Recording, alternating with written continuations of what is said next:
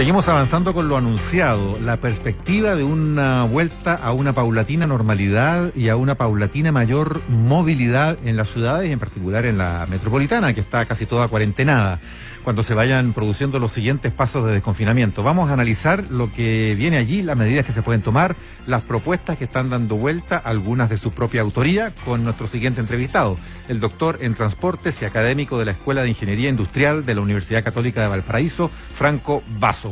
Franco, ¿qué tal? Buenos días. Hola, ¿qué tal, Mauricio? Buenos días.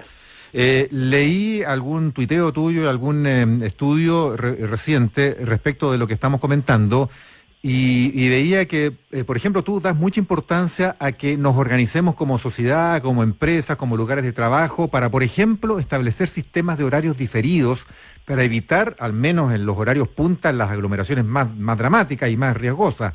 ¿Cuál podría ser esa estrategia? ¿Y hay alguna noción de que en otro lado se haya podido hacer esto como para que pudiera aplicarse acá de manera efectiva? No, sin lugar a dudas. Y si tú me preguntas, yo creo que hay una gran medida que justamente ese ingreso escalonado al trabajo que podría hacer la diferencia entre la gravedad de los rebrotes que eventualmente pudiese suscitarse. Hay que tener claridad que los sistemas de transporte público, que es donde muy probablemente se van a generar la mayor posibilidad de contagio, están hechos, sobre todo el metro, para funcionar con grandes cantidades de hacinamiento. Fueron planificadas, y eso hay que tenerlo pensado de esa manera. Fueron planificadas para mover una gran cantidad de personas. En el caso de la línea 1, por ejemplo, en hora punta mueve hasta 40.000 personas por hora sentido. Por lo tanto, si no hacemos algo distinto a lo que venimos haciendo, la verdad es que es muy difícil poder disminuir los hacinamientos que tenemos en buses y en metro, que pueden llegar incluso hasta 7 personas por metro cuadrado. Entonces, ¿qué es lo que yo he estado proponiendo ya hace varias semanas?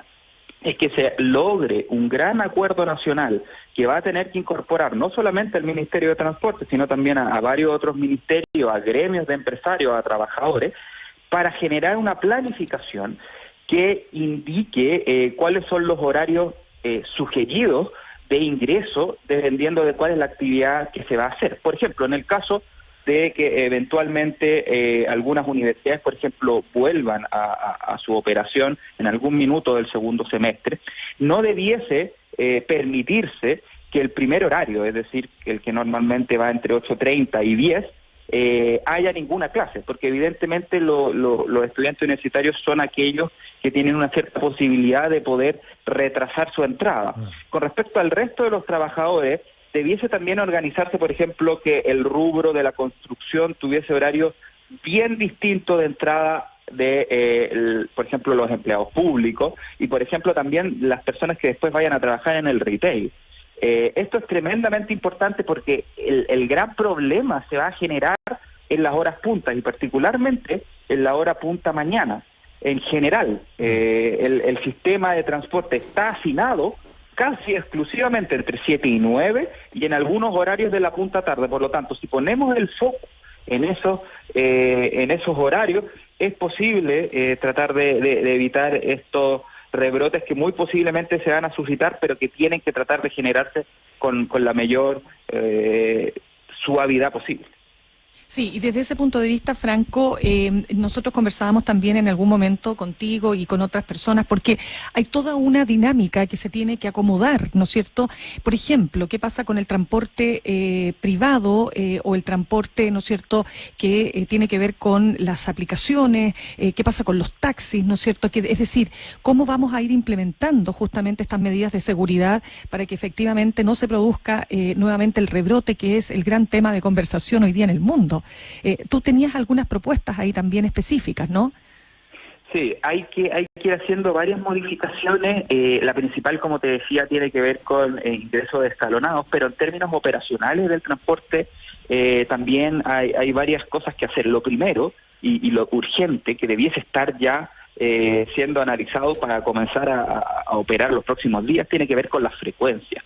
Cuando uno analiza y uno puede observar, en la Católica de Valparaíso y en otras universidades tenemos acceso en línea a los datos de GPS de los buses. Cuando uno analiza los buses que están operando en horas punta, Particularmente en la punta mañana tenemos cerca de 5.000, a veces 5.400 buses que están operando en punta mañana. Lo que teníamos nosotros, por ejemplo, a principios de octubre del 2019, era 6.200, incluso hasta 6.300 buses, es decir, tenemos cerca de un 20% menos de buses de lo que deberíamos tener en un periodo normal. Y algo similar está ocurriendo también con el Metro de Santiago. El Metro de Santiago está funcionando a una capacidad que va entre un 70 y un 80%. Entonces, ¿qué es lo que ocurre acá? Cuando un bus, en vez de salir 3 veces o 5 veces a la hora, sale una vez por hora, entonces ese bus cuando llegue al paradero va a llegar mucho más cargado, con mucha mayor cantidad de gente. Y quizás no va a ser tan terrible, porque no hay tanta congestión en términos de tiempos de viaje, pero sí va a ser muy terrible en términos de hacinamiento. Por lo tanto, lo primero, urgente, que tiene que ocurrir durante los próximos días es volver a la capacidad máxima. E idealmente no solamente tener la capacidad máxima, sino tener la opción de sobrepasar esa capacidad máxima. Por ejemplo, anunció el gobierno que van a comenzar a llegar 1.000 nuevos buses de alto estándar y que van a comenzar a sumarse al Transantiago. Y eso evidentemente viene a realizarse porque hay una gran cantidad de buses que superó la vida útil. Podríamos hacer por este segundo semestre mantener estos buses que evidentemente ya están más viejos, pero que pueden generar una ayuda tremendamente importante. Y si en vez de tener estos 6.200 buses logramos llegar a estos 7.200, que sería ir incorporando estos nuevos 1.000 buses, evidentemente la situación va a cambiar. En términos operacionales también, por ejemplo, en las estaciones de metro, sería muy bueno que se pudiese generar controles de acceso para que las filas se hagan al aire libre y no se hagan dentro de la propia estación. Y así una serie de medidas que tienen que ir analizándose. Pero aquí el gran problema, y lo que yo he notado, es que el plan paso a paso no tiene la etapa cero, que en mi opinión es la central, que tiene que ver con la movilidad. Hoy en día no existe un plan de transporte en Santiago en particular, para analizar qué es lo que va a ocurrir cuando pasemos a la etapa de transición. Existen planes para cómo abrir los restaurantes, existen planes para cómo puede volver el fútbol, pero algo tan sensible como el transporte público, la verdad es que no tiene una planificación y un plan de desconfinamiento. Claro, porque hablando de lo que preguntaba Mirna, por ejemplo, ¿qué pasa con otro tipo de transporte como los taxis, los colectivos y las plataformas de aplicaciones tipo Uber, Cabify y Bits o qué sé yo, demás? Aquí se produce tal vez una suerte de contradicción, Franco, porque podría haber un incentivo a usar ese tipo de vehículos donde hay menos hacinamiento, donde puede viajar una persona sola o 2 pasajeros con un conductor que además va se está estableciendo ya como bastante de manera bien extendida el tener un plástico, una mica o una separación entre el conductor y los pasajeros en los autos de este tipo de sistema, o la bicicleta, que se pone como modelo en que hay ciudades que han reforzado en estos meses de pandemia ciclovías y facilidades para la circulación de bicicletas para desincentivar el uso del transporte público hacinado. ¿Cómo ves ese dilema? Porque al mismo tiempo eso puede implicar, en el caso de los autos, más tacos o más congestión. Sí, aquí hay varios desafíos que se van a comenzar a suscitar este segundo semestre. Una de las cosas que uno ha ido observando en ciertos países que se han ido desconfinando es que evidentemente las personas están tratando de evitar el transporte público. Y para hacerlo, como bien decías tú, Mauricio, uno observa 3 opciones. La primera es utilizar o tratar de comprar un automóvil particular. Con los problemas económicos que estamos teniendo, si es que las personas logran comprar ese automóvil particular, muy probablemente va a ser más antiguo, por lo tanto más contaminante, y en una época en que justamente se generan enfermedades respiratorias provocadas incluso por el propio coronavirus, evidentemente tener más autos y que sean más contaminantes es algo que como Estado debemos tratar de limitar. Otra opción es tratar de utilizar las plataformas digitales. Aquí también hay problemas en términos económicos. Es muy difícil que masivamente, es decir, personas que normalmente todos los días iban en bus, puedan cambiar a plataformas como Uber o Cabify. Es un costo que muy seguramente no van a estar en condiciones de hacer. Lo que sí se puede hacer y que podría ser una manera de evitar transporte público hacinado es tratar de organizar entre vecinos autos compartidos. Evidentemente que vayan 4 personas en un automóvil con todas las medidas de seguridad, con mascarilla, puede ser bastante más seguro a que vayan 7 personas en un metro cuadrado en el metro de Santiago. Y sin lugar a dudas algo que se tiene que potenciar, algo se ha hecho, pero particularmente en las comunas más ricas, falta un plan que salga del Barrio Oriente, tiene que ver con la movilidad sustentable. Si bien es claro que no todos los viajes, de hecho un porcentaje pequeño solamente de los viajes se pueden hacer en bicicleta en una ciudad como Santiago, si es que nosotros logramos que una persona que utilizaba el transporte público, por ejemplo, que utilizaba el automóvil en su viaje, qué sé yo, de 3, 4 kilómetros, utilice la bicicleta, estamos mejorando la seguridad, no solamente para la persona que está andando en bicicleta, sino también para el resto de las personas que iba a compartir con esa persona en el transporte público. Por lo tanto, tenemos que hacer que las ciclovías y particularmente la movilidad sustentable sea algo mucho más accesible. Y el problema que siempre tenemos en términos de movilidad sustentable es que siempre se concentran en sectores que tienen más dinero, y eso ocurre porque estas iniciativas de ciclovías provienen y se generan a partir de iniciativas individuales de los alcaldes. No hemos visto planes con financiamiento, porque hay mucho plan que se queda en el papel, pero no hemos visto con planes con financiamiento que vengan del Ministerio de Transporte o que vengan de otros ministerios para poder generar una red de ciclovías provisoria para este segundo semestre que cubra toda la ciudad y que no pase el sinsentido de que cuando yo llego a una calle que delimita 2 comunas, o baja el estándar o simplemente la ciclovía desaparece. Ahí se requiere un liderazgo que no ha existido por parte del Ministerio de Transporte. Sí, estamos conversando con el doctor en Transportes y académico de la Escuela de Ingeniería Industrial de la Universidad Católica de Valparaíso, Franco Basso. Franco, para ir cerrando, quiero preguntarte por la medida que ha tomado esta aplicación Waze a partir de una petición que ha hecho el gobierno, la subsecretaria de Prevención del Delito específicamente, en que ya no se van a reportar para Chile en las vías, ¿no es cierto?, la presencia policial para evitar justamente que la gente no cumpla con las medidas de restricción. ¿Qué te parece a ti esa medida?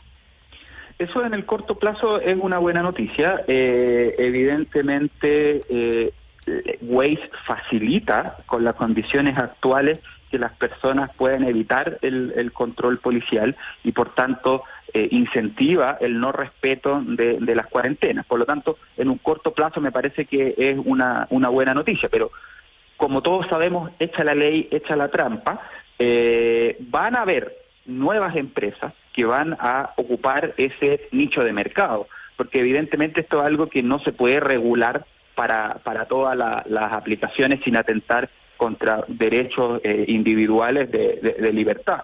De hecho, ya hay gente que está diciendo por las redes sociales que en vez de avisar que va a haber un carabinero van a poner que hay un animal muerto. Claro. Por lo tanto, es difícil que en un mediano plazo cosas tan puntuales como estas tengan un efecto realmente importante, pero quizás durante algunas semanas puede tener un efecto disuasor para el resto de las personas. Por lo tanto, en ese sentido es una buena noticia, pero sin lugar a dudas esto no es para nada la solución para evitar controles policiales. Sería mucho más eficiente algo tan simple como que los policías no se pongan siempre en el mismo lugar como ocurre normalmente en estos controles.